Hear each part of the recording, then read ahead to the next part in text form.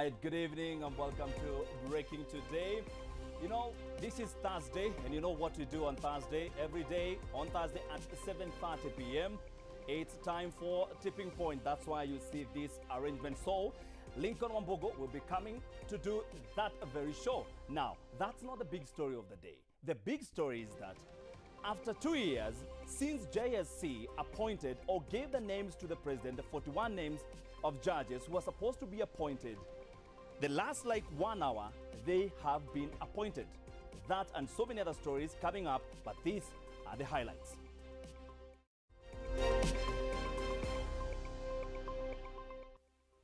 KUPPET is now threatening to go on strike in a CBA row with the national government.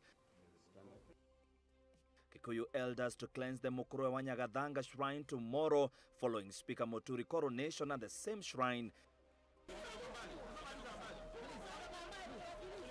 And police dispersed members of the United Democratic Party, UDA, who had convened a meeting in Mombasa.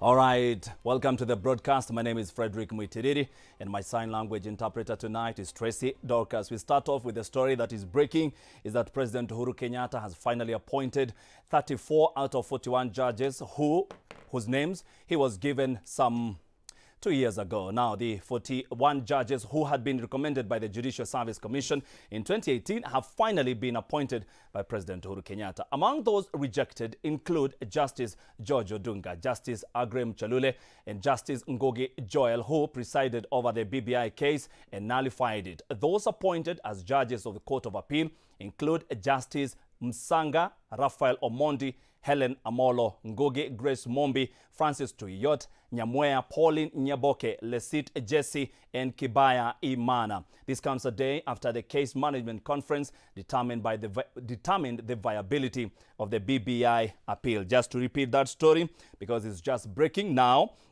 the appointment of judges of Court of Appeal, these are the names: Msaga Amfrel Mbogoli, that is Omondi Helen Amolo, Francis Grace Mombi, Francis Tuyot, Nyamwea Pauline Nyaboke. We have Jesse Lesit, Kibaya Imana Laibuta, who is a doctor. Now, those appointed as the judges of Employment and Labor Relations Court is Mbari Christine Nonantua, Gakeri Jacob Karaoke, Kelly Jemima Wanza, Maure Ann Gibuini, Matanga Bernard Odongo, Ruto Stella Jemtai, Kebira Ocharo, Katiku Agnes Mweninzei, Nderito David Njagi. Now, those appointed as judges of the Environment and Land Court are Mboya Ogutu Joseph, Naikoni Lucas Leperes, Manyale Michael Ngolo, Andraya Eda Dena, Kimani Lilian Gathoni, Kamau Joseph, Mogo Waboto, Kapro Edward, Koros Ann Yatich Kipingor, Gishero Maxwell Ndwiga, Mogeni Ann Jacqueline, Ongarora Fred Nyagaka, Christopher Nyanzia Nzili, Mugo David Mwangi, Omolo Linet Achieng, Washe Emmanuel Mtwana, Nyukuri Anet, and Murigi Teresa Wairimo, and finally Asati Esther. These are the 34 judges out of the 41 whose names they were given the president some 2 years ago. Finally, they have been appointed.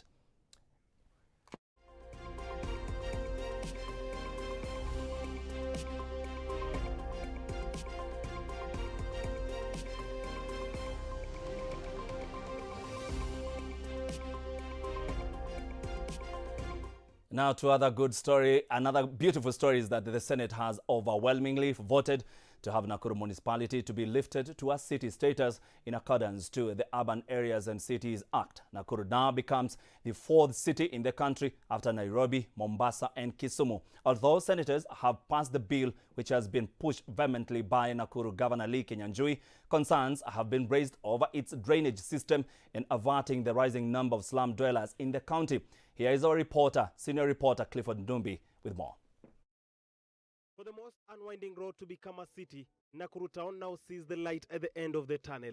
It is a dream that began in 2018 when Governor Lee Kinyanjui was elected to office. According to the census reports released in 2019 by the Kenya National Bureau of Statistics, Nakuru County has a population of 2.16 million people with a GDP contribution of 6.1% to the national government. It is now the Senate vote that will determine whether Nakuru town will be a city or not. Nakuru needs to have an airport, a major airport, and become a city is not just going to be one of those small airports like the one in Kitale or what. It should be an international level airport. And so if that can happen, Mr. Speaker, Nakuru has a lot of commercial as well as produces from the farms that need to be taken directly from Nakuru out to the market. And I know, Mr. Speaker, that our sister Susan, who is here. With a city status comes responsibilities that go hand in hand. Nakuru town and its environs are sitting on a health time bomb due to its inefficient and leaking sewers discharging untreated effluent into the environment. Unsatisfactorily, the senators have challenged the county government to restore its cleanliness of once a clean municipality as it inches closer to gaining its historic city status. One of the things they must deal with, as we have captured in the report, is planning. We don't want, Mr. Speaker, another Kibra or Kibera slums, Mr. Speaker, or Mukuru Kwanjenga or Madare to grow in Nakuru. Already Kaptembo and other parts of Nakuru have slums. You don't want to have a city where you have only, this box, these are the box. If you look at Dubai city, Mr. Speaker, you will see every new building has different, Mr. Speaker, design that makes that city unique. Have unique buildings that makes that city, Mr. Speaker, attractive to those who visit. We hope that, Mr. Speaker, the planning department will take seriously our recommendation on that regard and ensure that Nakuru has unique, Mr. Speaker, architectural designs beside having properly planned the city. Urban planning over city is key. Some senators have taken a swipe at the county administration for not having proper housing structures that warrant it. Not even politics can let it be. I hope that the leaders of Nakuru must now start expanding facilities and services. Nakuru, when we were growing up, used to be the cleanest town. If the Senate approves it, the report will be handed over to President Uhuru Kenyatta for further approval, paving way for Nakuru town to become the fourth city in line with the Urban Areas and Cities Act. Clifford Ndubi, Switch TV. For your information, I come from Nakuru County, and my camera person right now, Julie Wairimo, is also from Nakuru County. So, sisi watu wa Nakuru tunashukuru na uwanja wa ndege waja kwa upesi.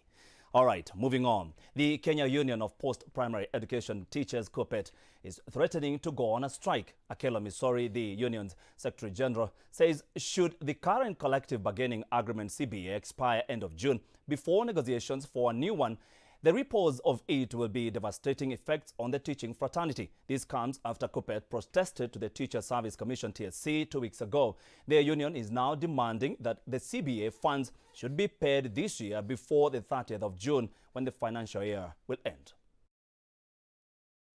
For years, the Teachers Service Commission and unions such as the Kenya National Union of Teachers and the Kenya Union of Post-Primary Education Teachers have had a complicated relationship.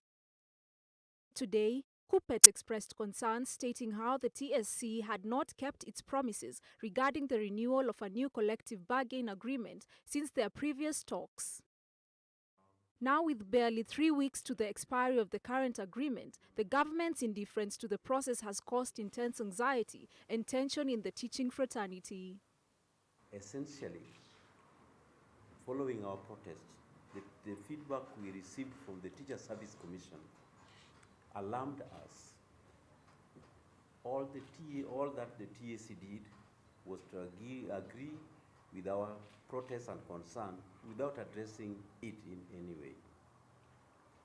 Now, with barely 3 weeks to the expiry of the current agreement, the government's indifference to the process has caused intense anxiety and tension in the teaching fraternity. KUPPET expressed that mere excuses such as economic recession and COVID-19 are used to validate the government's ability to negotiate new salaries for the teachers. Tumefanya mazungumzo haya.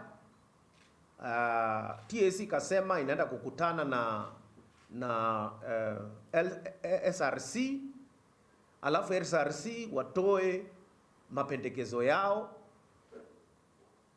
alafu sisi TSC tupatike naitwa counter offer, watatupatia nini? Lakini tukizungumza sasa hivi TSC ijatupatia kitu naitwa counter offer mpaka sasa. Away from the new CBA, Kuppet also stressed on the release of funds for the third and fourth phase for more than 3,800 teachers under the current agreement. It further emphasized that the teachers who are transferred from TSC to the Public Service Commission should be considered in the agreement. We therefore demand that these funds be paid out to the teachers in arrears before 30th June, when the financial year ends. Given the enormity of this crisis, Kuppet will hold a National Governing Council next week to deliberate on the matter and give direction to its members. With the magnitude and enormity of the CBA crisis, many teachers ask who is to blame on this conundrum. Rachel Ndwati, Switch TV. All right, thank you, Rachel. Now to other matters. A group of about 20 armed police officers led by Nyali Sub-County Police Commander Daniel Masaba have today dispersed members of United Democratic Party, UDA, who had convened a meeting in Mombasa. The grassroots mobilization meeting was attended by aspirants and supporters of the Deputy President William Ruto-linked party from across the 6 counties of the coast. Majibu Kitsao with more. From a peaceful and still meeting to a disordered, confused and more chaotic occasion.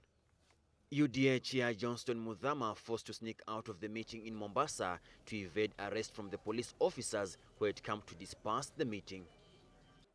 The aspirants and supporters were forced to leave the venue but insisted on partaking of the food that had been prepared for them, and they could be seen scattering away with plates and cups of tea.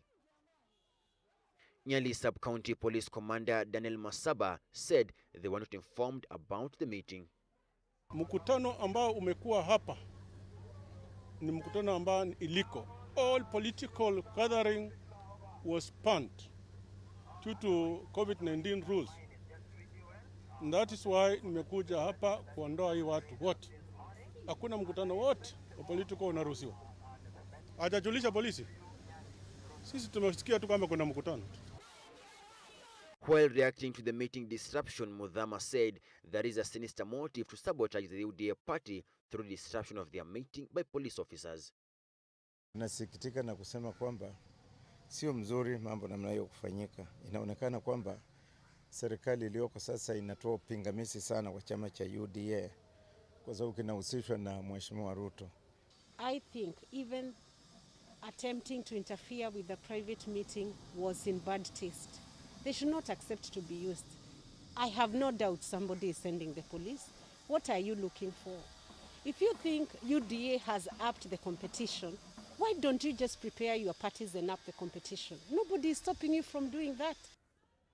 This is not the first time Muthama and other UDA members are finding themselves in the middle of havoc during political functions at the coast. An almost similar situation was witnessed when chaos erupted during the Msambweni parliamentary by-elections. Majibu Kitsao for Switch TV.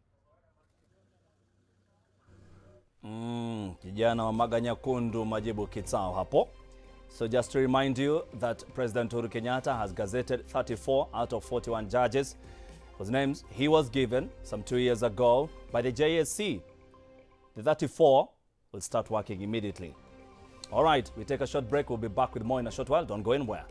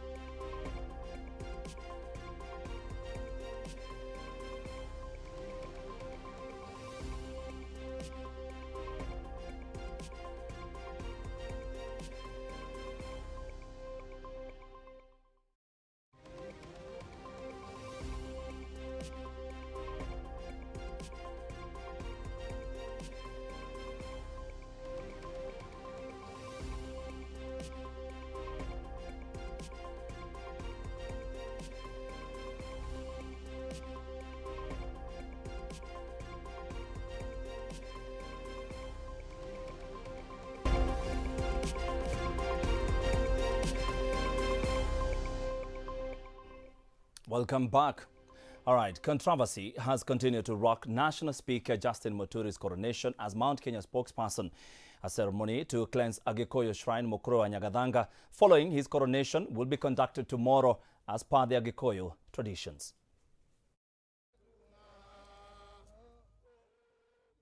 Cultural prayers will be conducted at Mombi grounds in Murang'a town, which is named after Mombi, the Agikuyu mother. After the prayers, 30 selected high priests of the Agikuyu will proceed to Mukuru Nyagathanga Shrine to conduct the cleansing ceremony. Here, they will remove their shoes, clad in cultural wear, and will conduct the ceremony that its details are not elaborated. The ceremony has, however, been dodged by various challenges, among them cancellation by security officers who cited COVID-19 rules. Its cancellation attracting the interest of high-ranking security officers, and eventually the cancellation was lifted and a letter given access for the meeting was given to the elders at Murang'a police station. The elders led by Kiama explained the need to cleanse Mukuru Nyagathanga Shrine, saying it was used for political interest, abuses traded in while the shrine is meant for cultural ceremonies only. Going to do the cleansing ceremony because the shrine is only needed to be accessed only on two grounds. Ground one is when the entire Kikuyu nation and the entire country, or wherever they live in the diaspora, they are suffering from calamity or epidemic. And even Corona hasn't brought people to that point where they can go and do that. But now that we are going to cleanse, we are also going to pray that this thing goes away. After getting the letter to okay for the cleansing ceremony on Friday, the elders proceeded to Murang'a Governor's Mwangi wa Iria's office to alert him that they will be in his county for a very important occasion. Sio siku ya vita. Hataki kuona buduki huko. Buduki yetu ni ile mkia. Inaitwa fry whisk. Hiyo ile wa Kikuyu wanatumia. Sisi uniform huko hataki kuona ya blue. Kuna uniform ya wazee ya brown. Kofia. Tuna kofia ya wazee. Kwa hivyo mimi nawauliza watu wasikuje kuharibu sherehe kwa kujaza askari. Huko hakuna vita, mahali penye wazee hakuwezi kuwa na vita. Na kama wanataka kukuja, wakuje kama maombi ama wale wa security ya kawaida. The elders' father apologized to Governor Iria for what Captain Kongo had made his remarks against him. Daniel Kariuki for Switch TV News.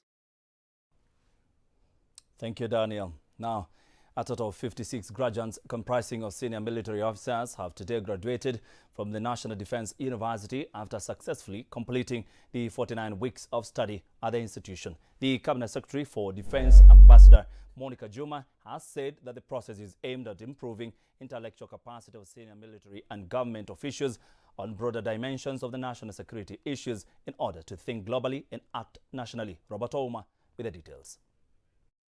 Joy and jubilation filled the National Defense University grounds as graduates walked in one by one to receive their certificates to mark their completion of study from the institution after 49 weeks of serious determination.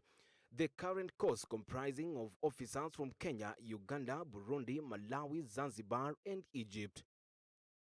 This comes days after President Uhuru Kenyatta awarded a charter for the National Defense University for the professional training of defense officials. According to the officials, this has enabled a well-grounded human resource at the strategic policy level. The National Defense University of Kenya being awarded a charter today is not an ordinary university.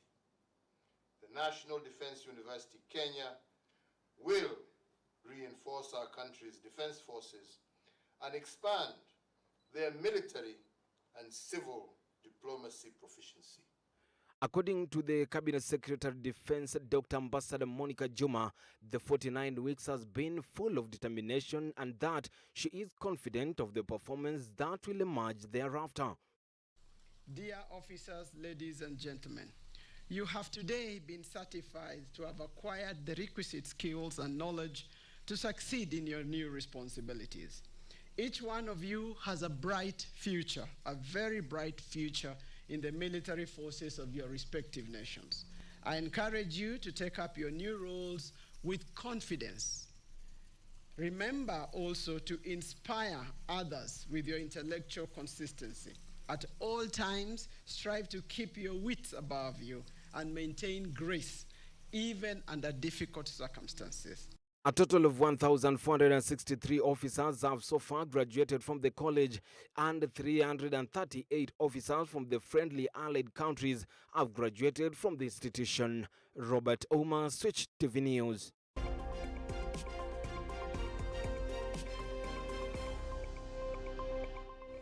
From that story now we get into business. Now the Directorate of Immigration Services have partnered with Postal Corporation of Kenya (PCK) on a passport delivery services that will see Kenyans receive their passports on their doorstep.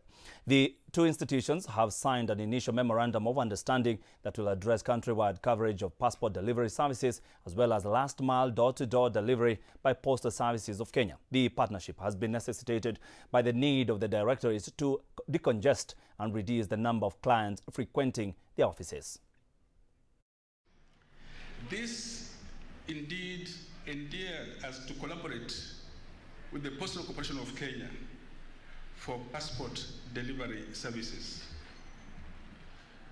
Through this partnership, we will reduce the number of trips that passport applicants make to immigration offices to a single visit for submission of the applications as well as for the taking of their biometrics.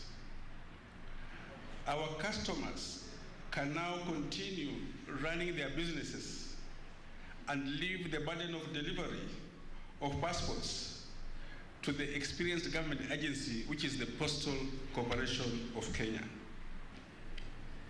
The Directorate has been able to put in place a robust communication system that alerts passport applicants when their passports are ready for delivery. Applicants receive an SMS with instructions and a link to access the postal passport delivery portal, that is passport.posta.co.ke. The Ministry of Environment and Forestry through Lake Victoria Basin Commission has begun piloting ecosystem restoration initiatives in counties of Siaya and Busia so as to help people living in Lake Victoria Basin adapt to climatic changes. The initiatives, which include tree planting, conservation agriculture and micro-irrigation, are aimed at increasing community resilience towards climate change, which has resulted to dwindling biodiversity. The project has been funded by United Nations Adaptation Fund through Lake Victoria Basin Commission to a tune of 5 million shillings, $5 million as a global plan to curb climatic changes. The purpose of this project is actually to build the resilience of communities towards adapting to climate change. And if there are areas that have faced challenges from climate change, they are part within this region. You do recall recently we had floods, and there were a lot of outcry for people who had already been displaced from their homes. We have seen dwindling biodiversity, and all these are associated to climate change. This week, 5th of June, is the World Environment Day. So these activities is a run-up to that time, and a lot of partners have come here together, not only to plant trees, but actually to bring awareness to the communities. With the sugar sector still facing a lot of uncertainties, ANC party leader Musalia Mudavadi now wants the takeover process of the long-dead company from current KCB receiver to be done in an open manner involving all stakeholders. Speaking to journalists in his Mululu home, Mudavadi insists that it's important for whoever will take over the milling company to have the interest of the farmer at heart. Mudavadi insists on his capability to turn around the already heavy-debted economy affecting the common Kenyan.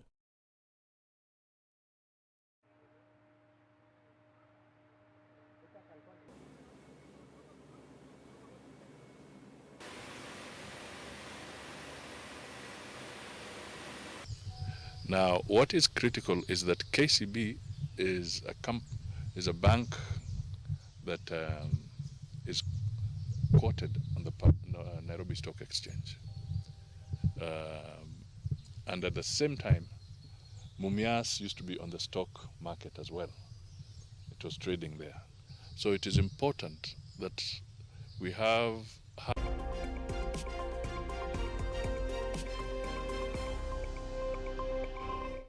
All right, time for sports. Now, imagine participating in close to 100 karate tournaments and bagging gold medals in each one of them.